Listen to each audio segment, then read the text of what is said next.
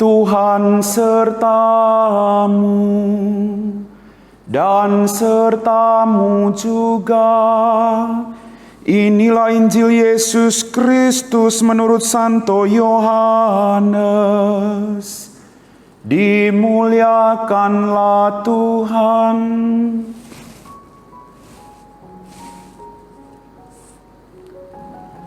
Dalam amanat perpisahannya, Yesus berkata kepada murid-muridnya, "Jikalau penghibur yang akan kuutus dari Bapa datang, yaitu Roh kebenaran yang keluar dari Bapa, ia akan bersaksi tentang Aku. Tetapi kamu juga harus bersaksi, karena kamu dari semula bersama-sama dengan Aku. Masih banyak hal yang harus kukatakan kepadamu, tetapi sekarang kamu belum dapat menanggungnya. Tetapi apabila Roh kebenaran datang, Ia akan memimpin kamu ke dalam seluruh kebenaran, sebab Ia tidak akan berkata-kata dari dirinya sendiri, tetapi segala sesuatu yang didengarnya, itulah yang akan dikatakannya. Dan Ia akan memberitahukan kepadamu hal-hal yang akan datang. Ia akan memuliakan Aku, sebab Ia akan memberitahukan kepadamu apa yang Dia terima daripadaku. Segala sesuatu yang Bapa punya adalah kepunyaanku. Sebab itu Aku berkata, Ia akan memberikan kepadamu apa yang Dia terima daripadaku." Berbahagialah kita yang mendengarkan sabda Tuhan dan tekun melaksanakannya. Sabda-Mu adalah jalan, kebenaran dan hidup kami.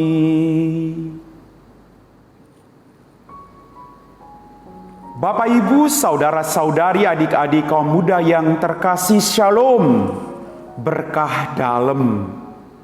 Hari ini gereja seluruh dunia merayakan hari raya Pentakosta. Sungguh luar biasa.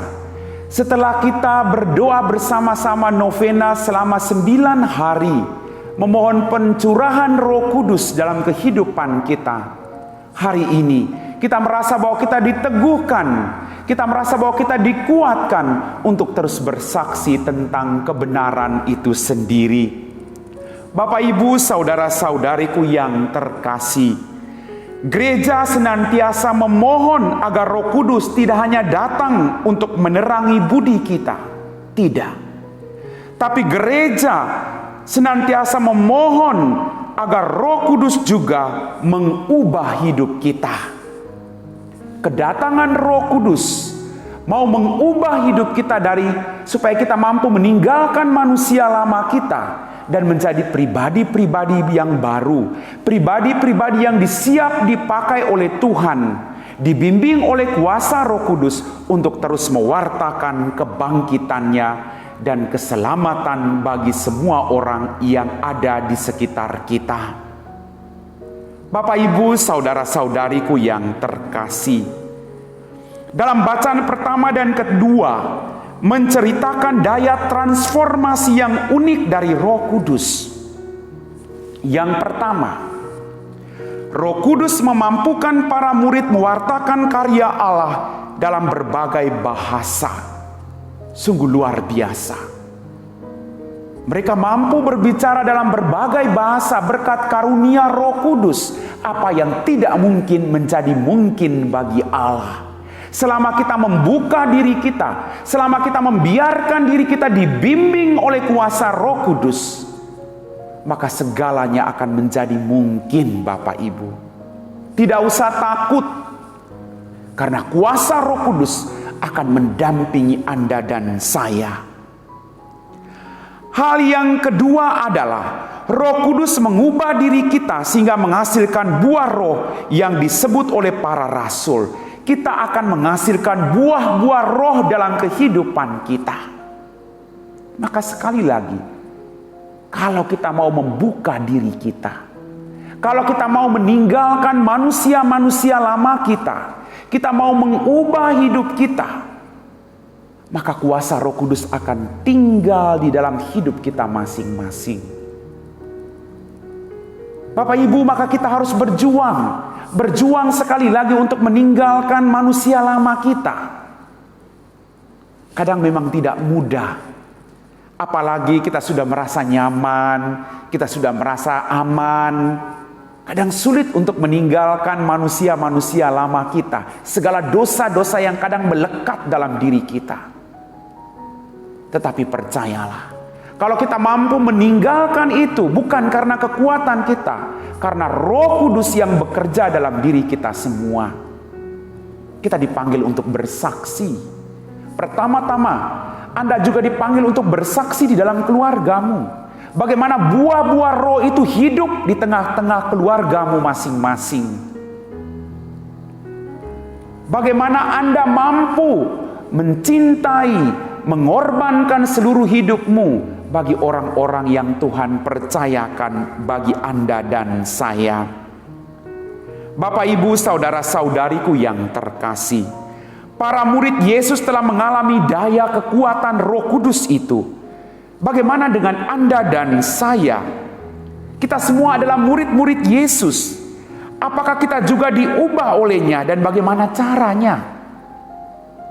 Pertanyaan ini penting bagi kita bila kita mau diubah oleh Roh Kudus itu sendiri. Roh Kudus berbuah dalam diri umat yang mau dipimpin olehnya. Dengan kata lain, kehendak manusia mengambil peran utama. Jadi kita harus berjuang sekali lagi meninggalkan manusia lama, agar Roh Kudus yang menguasai segenap pikiran, perkataan, dan perbuatan kita masing-masing. Kita manusia dihadapkan pada dua pilihan. Pilihan pertama, apakah kita mau melakukan apa yang diinginkannya? Keinginan pertama ini oleh Paulus disebut dengan keinginan daging. Keinginan ini merupakan dorongan-dorongan bersifat lahiriah dan mengarah pada pemuasan nafsu kita sendiri. Sedangkan keinginan yang kedua adalah melakukan apa yang dikehendaki oleh Roh. Seperti kita ketahui, kehendak Roh terarah pada kebenaran dan pada apa yang dikehendaki Allah. Kita mohon, let it be done to me.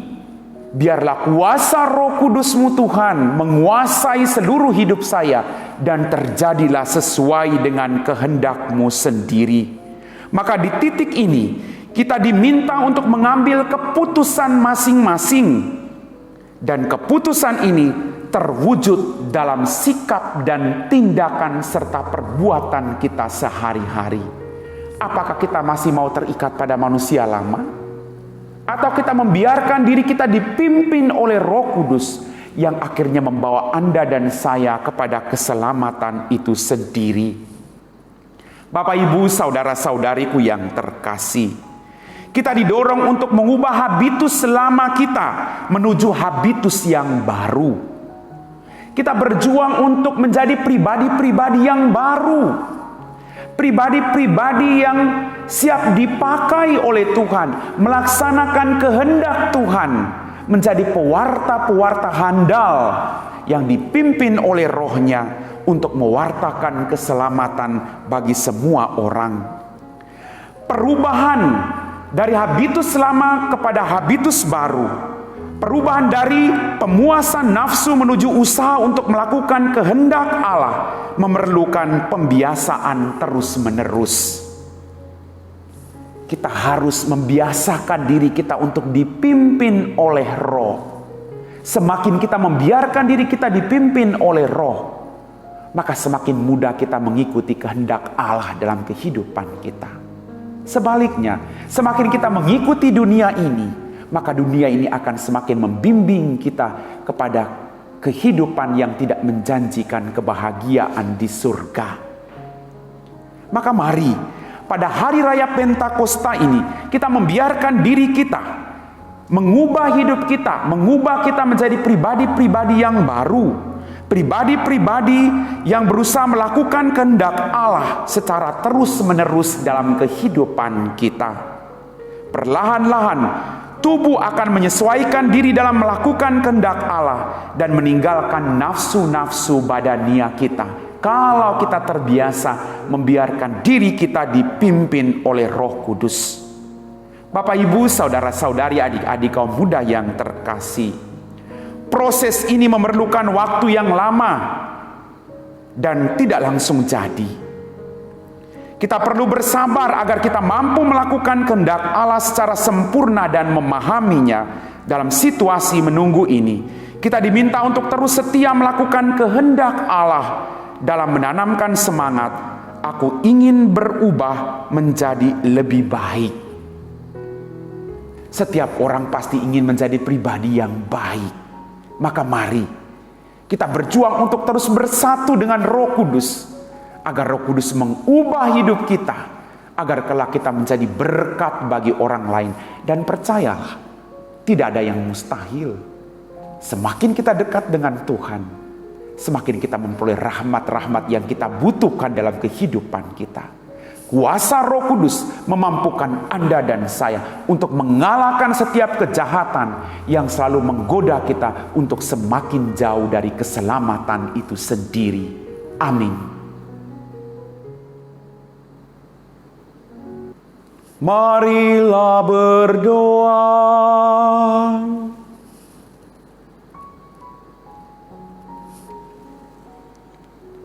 Allah Bapa yang Maha Pengasih, Engkau menganugerahi gereja-Mu kurnia surgawi. Peliharalah kiranya karya yang telah Kau mulai. Perbaharuilah kami dengan daya dan semangat-Mu, dan semoga perjamuan ini membekali kami menuju kepenuhan penebusan. Demi Kristus Tuhan dan pengantara kami. Amin. Tuhan sertamu dan sertamu juga. Semoga kita sekalian diberkati oleh Allah yang Maha Kuasa, Bapa dan Putera dan Roh Kudus. Amin. Saudara-saudari sekalian, dengan ini perayaan Ekaristi kita telah selesai. Syukur kepada Allah. Mari pergi kita diutus. Amin.